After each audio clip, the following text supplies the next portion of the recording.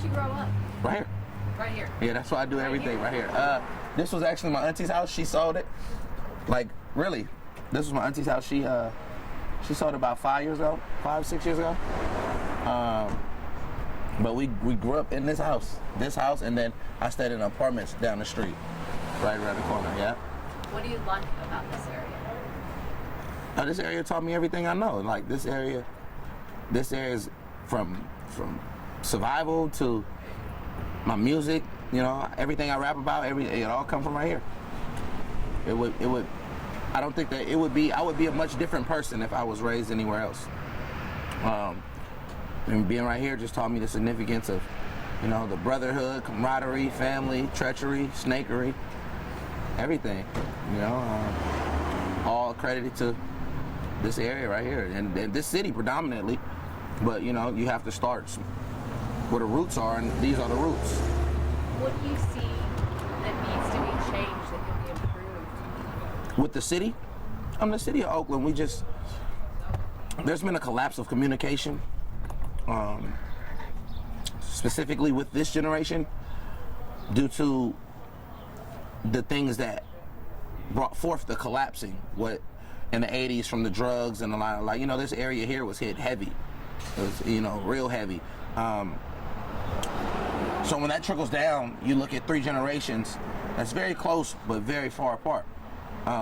Me being born in '82 till right now, and it's about 3 different generations, which is crazy, and it's normally never like that. It's like, you know, it's a little time span that goes a little further than that, but we're all crammed in now.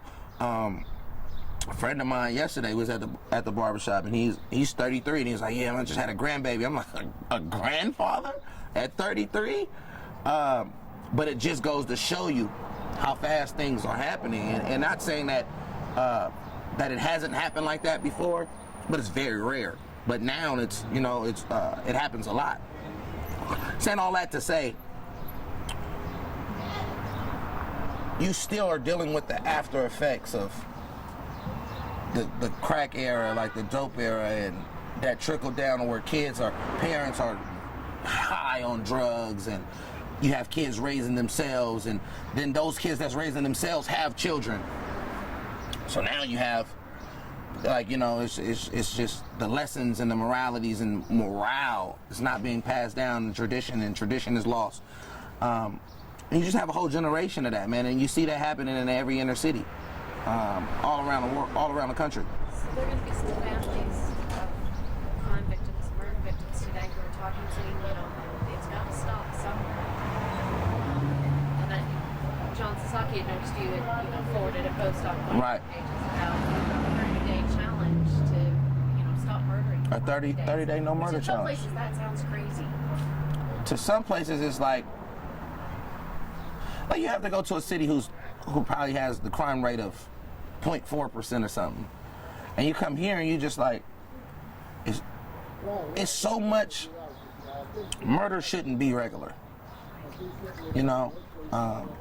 And we're in a city where just about a week ago, around the corner, someone murdered like their father, their grandfather, and their uncle. Like, everybody covered it around the corner. And people just was around here like, oh yeah, he was tripping. But it's just like that's not a wow to us, and that's wow to me. Like, how can someone lose